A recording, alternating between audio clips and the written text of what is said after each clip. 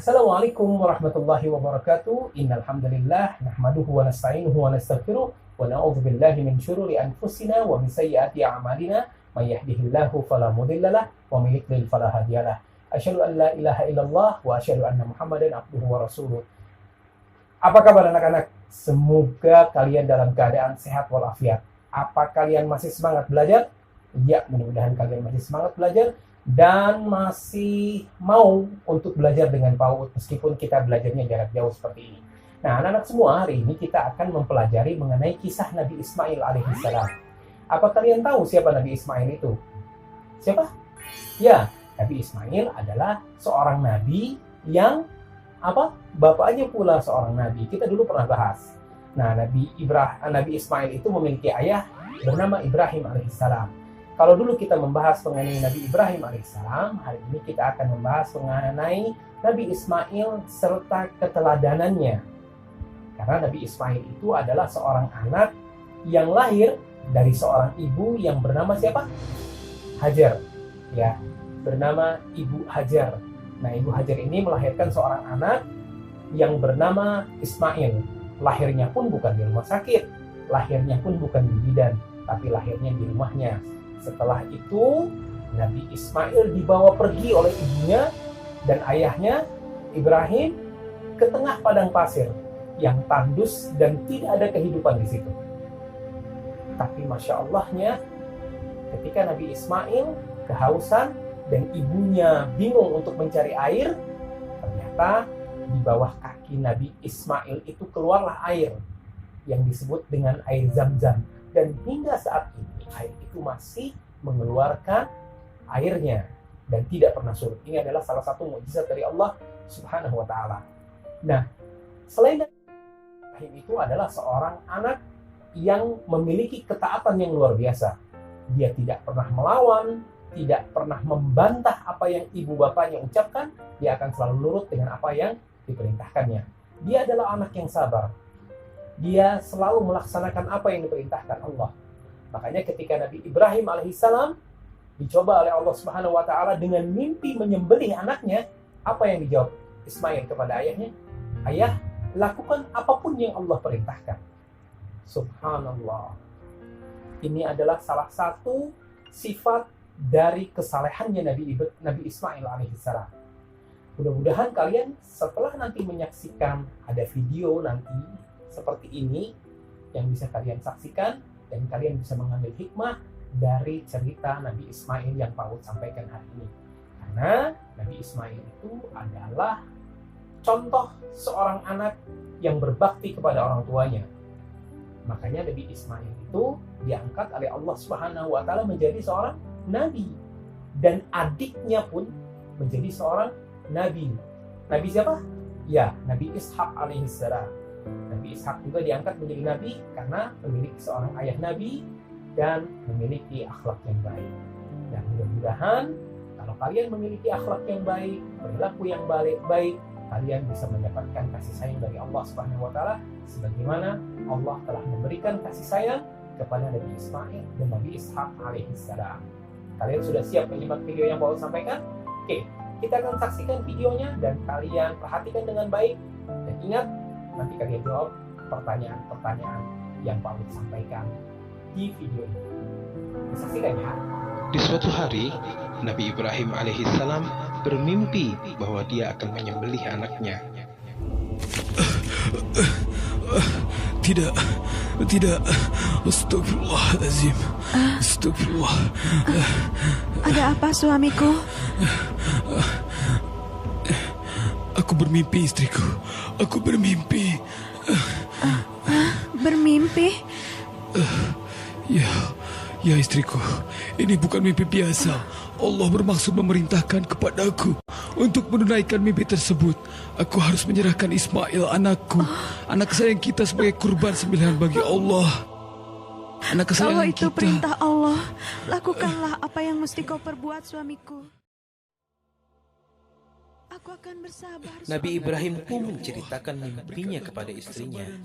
Perihal dia bermimpi menyembelih anaknya Ismail yang dia cintai.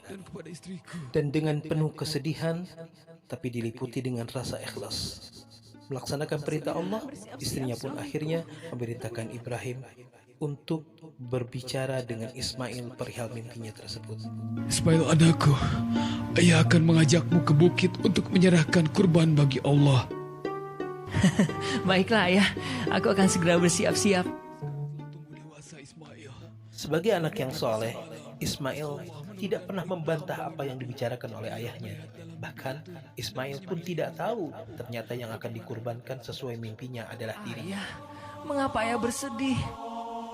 Ayah tidak perlu khawatirkan aku. Aku ini hanya anak ayah dan hanya merupakan titipan dari Allah. Anakku, Kerjakanlah ayah apa yang telah diperintahkan Allah, dan insya Allah ayah akan melihatku termasuk orang-orang yang sabar. Lakukanlah ayah, jangan ragu-ragu. Mendengar jawaban yang begitu luar biasa dari anaknya yang saleh ini, Ibrahim pun memeluk anaknya dan menangis dan bersyukur kepada Allah telah dikaruniai anak yang begitu saleh. Sudahlah ya. Ayo ayah, kita bersiap-siap sekarang dan segera kita berangkat ke atas bukit. ya Allah, berikanlah kami ketabahan dalam menjalani cobaan ini. Kami percaya. Mereka berdua pun bergegas menuju bukit yang sudah ditunjukkan oleh Allah Subhanahu wa taala dalam acara penyembelihan itu. Namun, di tengah perjalanan, syaitan merasa terganggu dengan ketakwaan yang ditunjukkan oleh dua nabi ini. Akhirnya syaitan pun mengganggu dan berkata, Bodoh, bisa saja dia ikuti sebagai petunjuk. Ini kesempatanku untuk menggodanya. Akan menjebak dia agar jatuh ke dalam dosa. Ya, dia akan kumasukkan dalam perangkapku. setan pun berubah wujud dan mengganggu Ibrahim dan Ismail agar mengurungkan niatnya untuk menyembelih anaknya. Akan menyediakan kurban bagi Allah sesuai dengan perintah mimpi yang Allah tunjukkan padaku. Mimpi? Kau akan menyembelih anakmu? Mana dombanya? Mana? Aku tidak melihat dombanya. Mana? Pikirkanlah baik-baik. Itu cuma mimpi biasa. Setan pun menganggap apa yang dilakukan oleh Ibrahim dan Ismail adalah perbuatan yang tidak pantas dilakukan.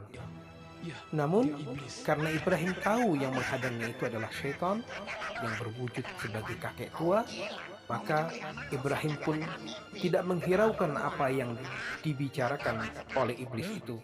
Dan akhirnya Ibrahim dan Ismail pun tetap melanjutkan apa yang menjadi perintah Allah melewat mimpinya tersebut. Sekali lagi kuingatkan, nyahlah kau iblis. Dengan penuh kemarahan dan kemurkannya Ibrahim kepada syaitan, maka Ibrahim pun melempar iblis dengan batu yang ada di hadapannya. Pergilah iblis, pergilah. Rasakan. Kau, nyahlah, jangan kau ganggu kami lagi. Kau akan kuuji lagi, wahai manusia. Syaitan pun gagal mengganggu Ibrahim dan Ismail untuk menggagalkan apa yang menjadi perintah Allah. Oleh karena itu, Nabi Ibrahim dan Ismail tetap melaksanakan apa yang menjadi perintah Allah dan Allah mengabadikan peristiwa ini dalam ibadah haji. Setiap jamaah wajib melontar kerikil di 3 tempat tersebut. Masing-masing disebut jumrah ula, jumrah wusta, dan jumrah aqobah. Di batu itukah aku akan dibaringkan sebagai kurban? Ya, anakku Ismail. Ayah, aku punya satu permintaan sebelum aku dibaringkan di sana.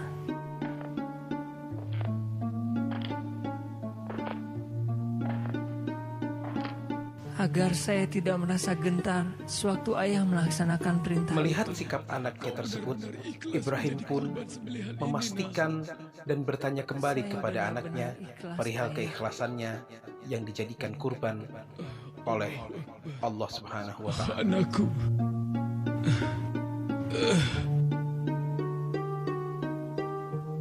Ya Allah, berikanlah hamba-Mu ini ketabahan dalam menjalankan perintah-Mu ini. Namun ketika Ibrahim akan menyembelih anaknya, Allah Subhanahu wa taala berfirman, A'udzu billahi minasyaitonir rajim. Bismillahirrahmanirrahim. قد صدقت الرؤيا إن كذلك نجزي المحسنين إن هذا لهو البلاء المبين وفديناه بذبح عظيم وتركنا عليه في الآخرين سلام على إبراهيم كذلك نجزي المحسنين إنه من عبادنا المؤمنين.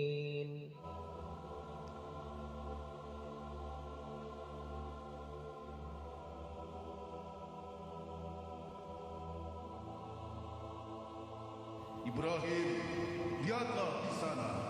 Kami sediakan bagimu seekor sembelihan yang besar.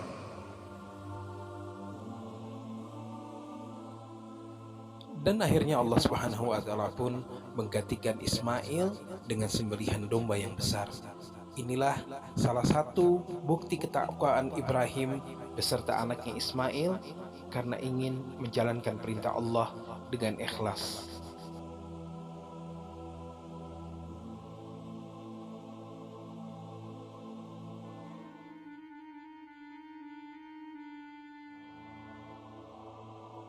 Alhamdulillah, nak.